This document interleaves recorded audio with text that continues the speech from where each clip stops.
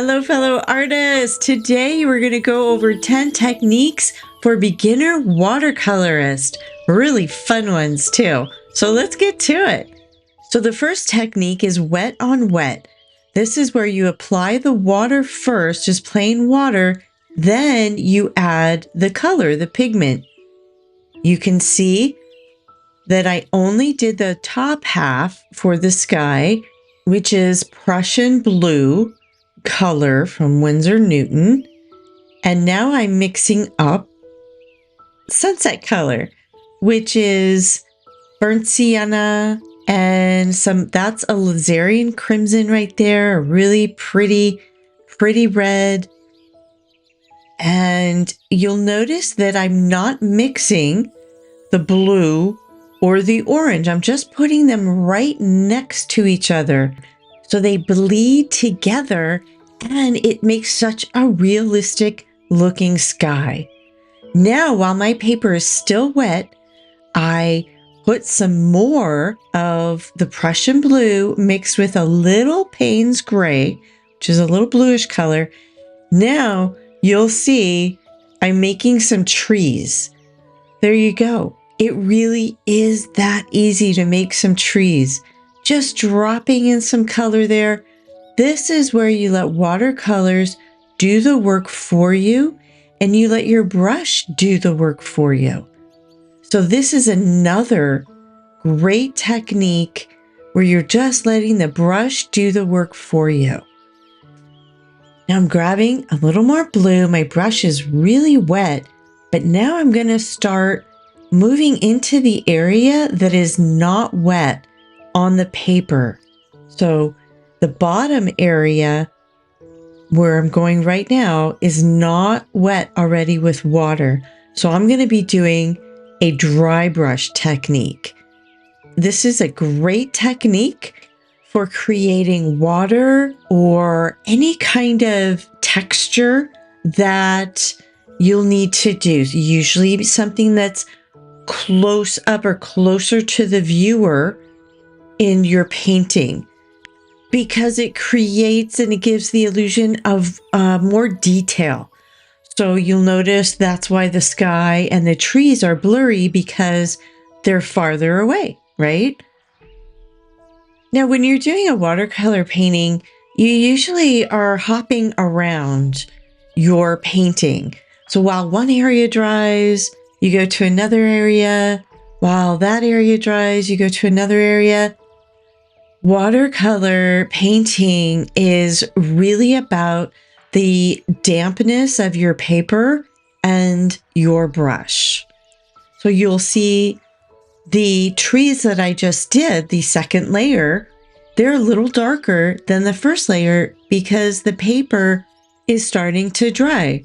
So now, instead of being wet, the top part in the sky, it's now damp, which creates a whole nother slew of effects when you apply the color or your brush. Now what I'm doing, another technique here, technique number 4, to create some clouds, grab a tissue, one without lotion on it, and just give it a little twist into your blue sky while it's still damp, and you'll see how the paint comes up, and I've got some clouds. I used a clean damp brush to pick up a little more, and there you go. Now what I'm doing is getting the reflection of the sunset in the water. So I'm using the dry brush technique and not too much, because this is a little bit in the distance. So my brush is going to be a little bit more damp or wet than it was when I did the dry brushing for the blue. Now I'm adding some more of that alizarin crimson. Now this is going to dry a lot lighter, as you see with the sunset in the clouds. And I'm dropping a little color in there. And it's still a little damp, actually. My heat gun, I'm going to do the shrubs now in the right-hand corner. So I want to make sure everything is really dry so I don't have anything running into my blue water, because these are some pretty strong pigments here with the yellow and burnt sienna. So I thought that was a little too strong there. I wanted to get more of just a yellow hue background there for my little shrub area. And this is Van Dyke Brown. Any brown will do, any yellow will do. I'm just calling out the names of the colors I used, if by chance you do have them. If you're a beginner, just use what you have. Now I started with a very wet brush on dry paper, but now that area is really wet. So I'm able to just drop some color in there and get a nice background for my shrubs, kind of a nice background glow. So I'm letting the shrubbery area dry, and my tree area up here is dry now too. And you can see I'm playing around, trying my dry brush technique with this particular brush for the trees, because I want them a little more pronounced. I want a few more trees there in the background. Now, the best tip I can probably give you is have a scratch piece of paper. You saw how I tested the technique that I'm doing on a scratch piece of paper first. I highly recommend using a scratch piece of paper and making your marks and testing out different brush strokes before you go and do that technique on your painting.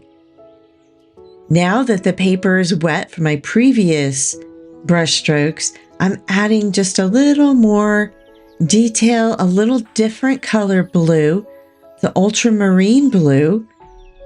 So I'm getting 2 different values of blue in there, and doing some reflection on the water. Now I'm looking at my reference photo, but I'm really not worrying about finding the perfect color of the trees in the photo and making sure I have as many trees in the reference photo. The reference photo is a guide, but you're the artist and you paint it as you see it. That's why I'm really loving landscapes, because you can really just do what you want, right? That's the best part. Here's a great example of how I'm kind of doing my own thing. I'm adding some yellow and my sunset colors right in the trees there, as if the sunset, the sun is just hitting the trees and giving them a nice little glow. And that's not in the reference photo, but I just thought it would be really pretty to do. Now, my little shrubbery down in the corner here, that is all dry. And I'm going in now with some darker values and some more detail. So this is dry brushing again. And see how I'm holding the brush horizontal to the paper, and that gives me that dry brush effect, that kind of scratchy, textured look.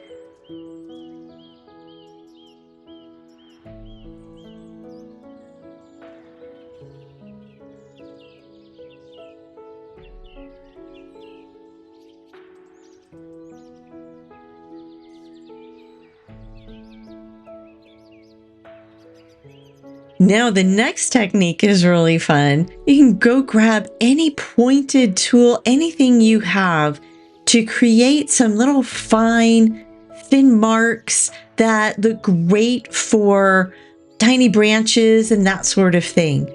Then I get my brush and I just kind of flick. I'm just using like a little orangey color, and that's just more like a glaze. So I let that dry.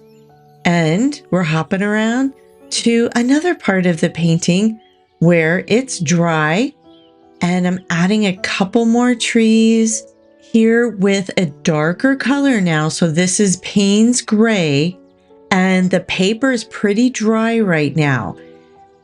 So what I'm doing is trying to get more detail now for probably the final layers of the trees. And you can see I'm kind of testing out what works.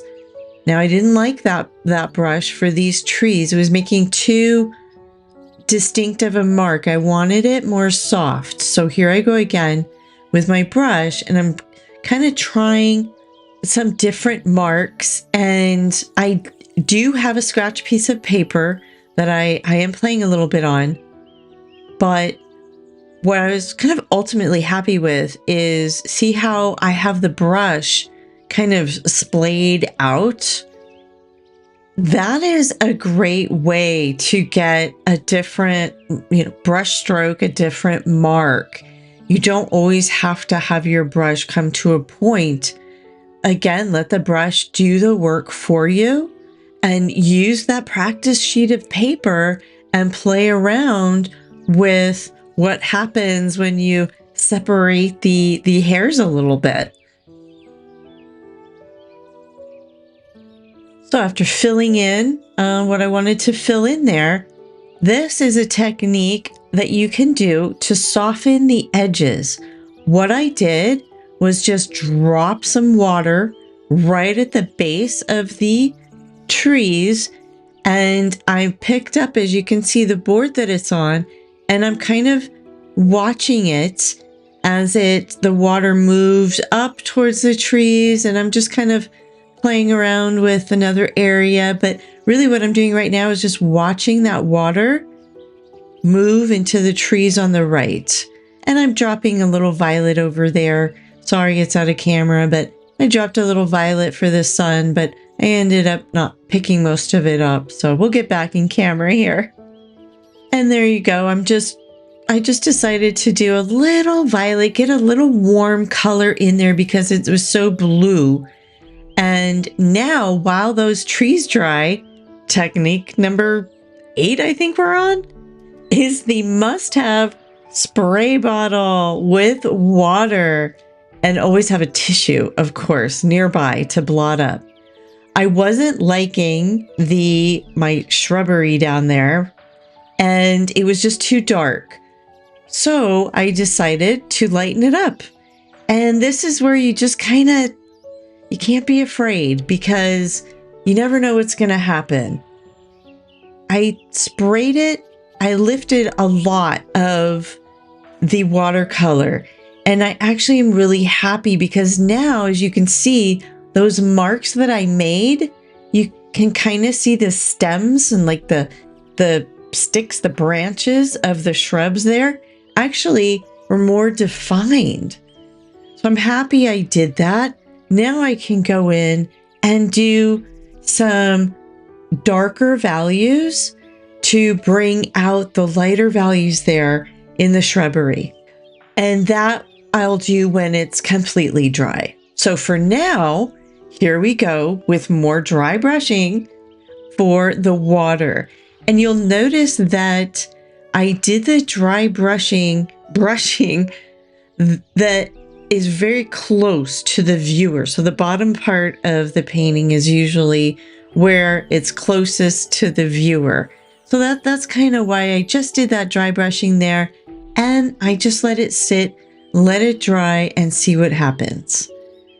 A lot of times I will get my brush really, really wet with water, and before the paint dries, I can blend and soften the edges. So again, we're softening the edges and creating a contrast of the hard edges, which is the dry brushing, and the soft edges of the watercolor. Okay, I think we're on tip number 9. This is lifting the paint with your brush. So similar to making the clouds, you're able to lift up your paint with a damp, clean brush.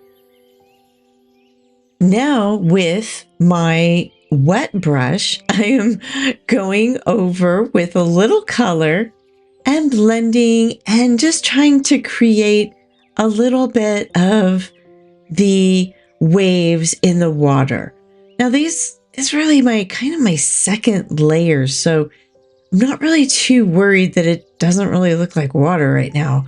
But because once the ducks get in there and I add some more values and the ripples and the waves, that's all coming here in a second. I was happy with the results. So, but I have to admit, I did get a little dark here, but it dries about 50% later. So it may look kind of dark right now, especially right there. It definitely dries with watercolor almost 50% later. So you always kind of have to keep that in mind. Now getting my blues, getting a little more blue again, and getting my scratch piece of paper, kind of getting my brush where I want it to be as far as the amount of pigment on my brush, doing a little more dry brushing. So what I'm trying to do here are the ripples that are created by the duck.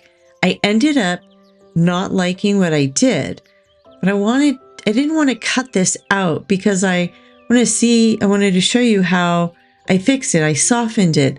Basically what I did was just add a lot of water. So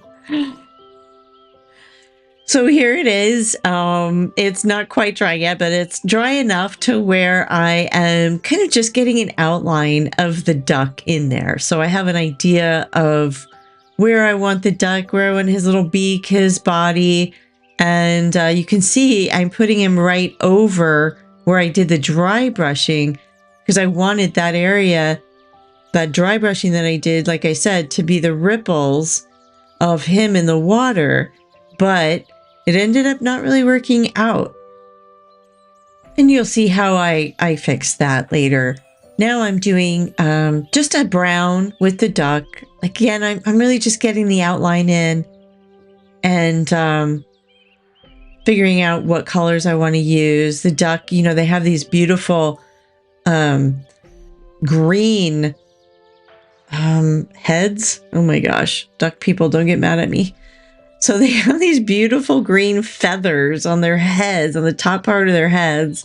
Then he had like a gloss, you know, real glistening feathers in his tail. So I was trying to capture all that, you know, on this tiny little, you know, dime-sized, not even a dime-sized duck. So now I'm doing the little ripples around him, just trying to get a little structure here in the water. So I just decided just to go and put in some darker blue in there, so I have at least an idea of where the ripples are going to be. And then I go and I blot right after. So you'll see I actually was adding paint and then blotting and then adding paint and then blotting. That's just a way that I find I get kind of a blurred effect. Okay, so here's my scratch piece of paper. I'm going to do some birds in the sky. Nothing major, just like a few little lines is really all it is. I'm using a kind of a brownish color and then blot right after. So I don't want them too dark. They're in the distance. So I don't want them dark at all. I want them really kind of faded. If you're liking this video, hit that like button and subscribe. It really helps me create lots more videos for you. Thank you. Okay, now my shrubs over here are dry. So I'm getting a little more values in there, darker values, using some brown, mixing it in with a little yellow, using a fine point brush. Now, drying everything may not be super, super dry, but it is definitely 90% dry, my paper. My brush is pretty wet because I do want more of a flow. I'm kind of done with the dry brushing effect. I'm thinking right now I might have overdone it, but I'm not worried about that right now. I'm really just getting kind of the wake, the ripples that the duck has made in the water. So that's really my focus, because I think that will make it more realistic. And now, and I'm not sure at this point if this is going to work, but I thought it just so cute when the ducks go fishing and their butts are in the air. So I really wanted that to come across. So I kind of challenged myself to see if I can do it. And I think it turned out okay. I'm just dropping now. Those feathers too, it's a big highlight. If you look at the reference photo, there's a big highlight, kind of like right in the tip of his butt, like right where the light is hitting. So I'm creating the wake there that he's doing, and which will make it more realistic. I think creating the wake and the ripple effect will give it more of a realistic effect than if, the duck's tail is perfect, that sort of thing. All right, here we go with the white gouache. This is Winsor Newton permanent white gouache, which means it's a titanium white. Mixing it in just with a touch of blue for the trees. Now, this is also something that didn't really work out, but I wanted to leave it in because if this happens to you, don't worry about it. It happens to everybody with gouache, my students, everybody. What's happening here is that the paper is still damp. So when I mixed in the gouache with, just enough water, the gouache just absorbed. As you can see, it's pretty much gone, the very first marks that I did. So I'm taking it right out of the tube. That's why I'm taking it right out of the tube. And I hardly have any water on my brush. I just did like a dab of water right there because I want it to stay white. I want it as bright white as I can get it. So I'm taking it right out of the tube for some highlights, maybe a little suggestion of some snow, and blotting it with my finger. Technique number 10.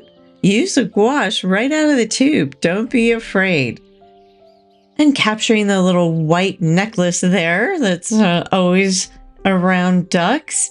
Getting some more white with the gouache really does come together when you add your values, your light values and your dark values.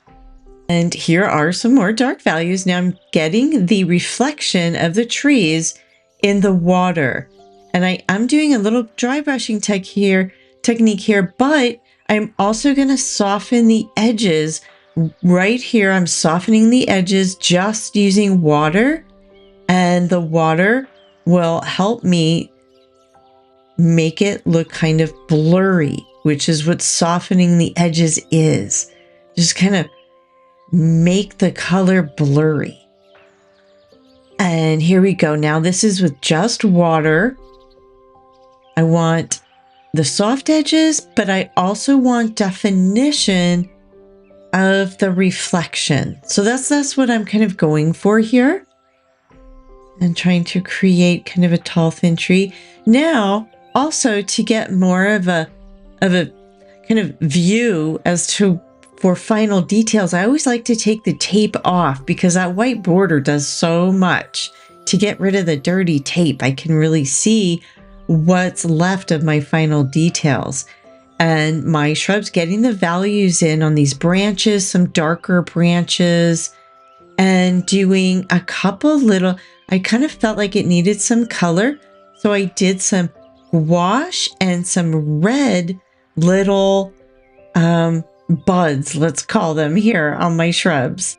After 10 techniques, about 4 or 5 layers, we did it. We've got a beautiful landscape watercolor painting. I hope you followed along, fellow artists. Join me over on Patreon for lots more. Thank you for watching.